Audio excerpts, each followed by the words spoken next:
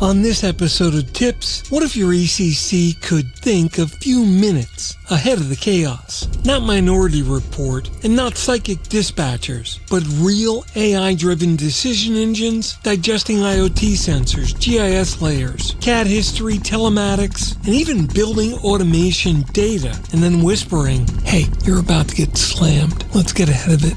We're moving from panic-based dispatch to predictive public safety. And honestly, it's about time. Stick around, because that's coming up next on TiPS, Today in Public Safety. Welcome to TiPS, Today in Public Safety, your go-to podcast for today's breaking stories and public safety news. Here's your host, Fletch, with today's tips.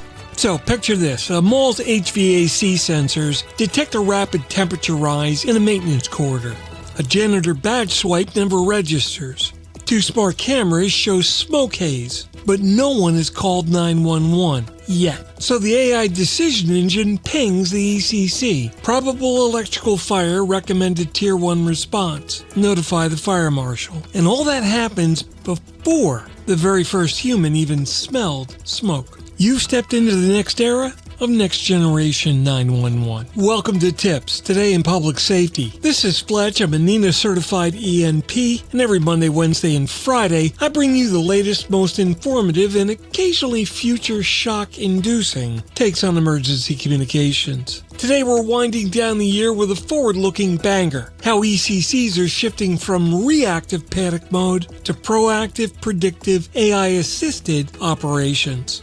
Now, this isn't sci-fi. This is next year, and you're absolutely going to want to hear this. All right, let's get into it. The ECC's got a problem. Too much data, not enough time. Your ECC already sits in the middle of the world's biggest info blizzard. CAD history, anti-alley, Z-axis, GIS map layers, smart building feeds, NAED protocol prompts, cameras and door sensors, traffic telemetry, weather model, vehicle telematics, panic apps, IoT alarms, all in the never-ending parade of portals that you've heard me rant about before. Like kids, every device is screaming for attention. But humans? We can only process about 3 to 5 high cognitive inputs at once. ECCs today operate like short-order cooks working in an aircraft hangar. Everything's coming at you hot, loud, chaotic, and most of the time at the worst possible moment. Enter the decision engine. The decision engine is your savior. It's sitting quietly in the background, blending all the AI inference, sensor fusion, behavioral models, predictive analytics, historical CAD patterns, GIS heat mapping, and the real-time IoT triggers. And it's taking all of that data and producing one clean, sane output. Here's what's happening. Here's what's likely next. Here's what you should consider doing now. Is this displacing or replacing dispatchers?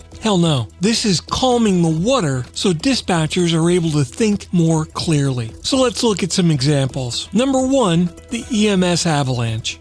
The historical data shows rainy Friday, active hockey rink, 2 nursing homes, opiate spikes after 4 p.m. The engine pings away and spits out prediction. EMS call volume will likely surge 17 to 24% in the next 90 minutes. Recommend positioning Medic 2 near midfield.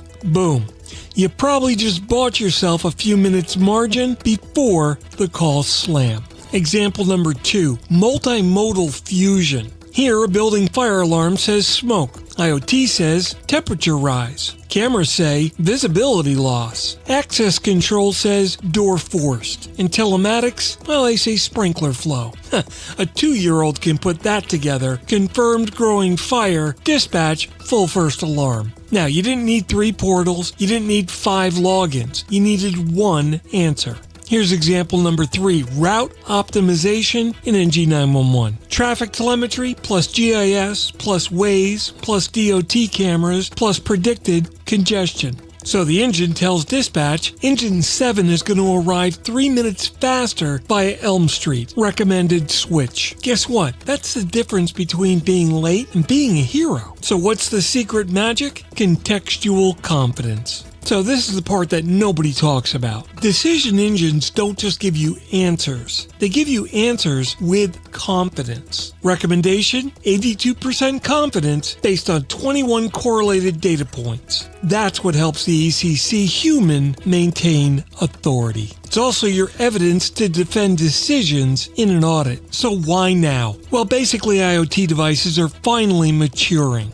CAD vendors are finally realizing portals are a dead end. And because next-gen 911 data is exploding. Agencies are all exhausted, and believe it or not, predictive dispatching is already here in things like healthcare, military operations, airline routing, supply chain control towers, and insurance fraud detection. It's like the ECC is the last battlefield where we're still waiting for data instead of anticipating it. So the future ECC? Calm, not chaotic.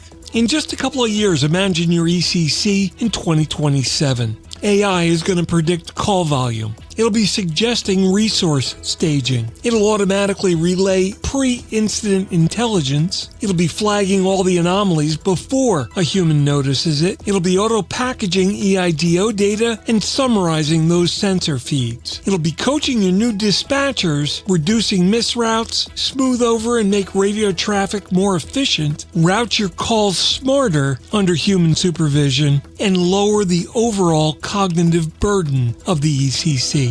Bottom line, humans stay human, and AI handles the noise. This turns the ECC into a decision network, not a reaction center. I think this is the turning point. Next Generation 911 has opened the data floodgates. AI's given us the rudder, the lifeboat, and the engine. Yeah, panic to predictive. That's the next evolution.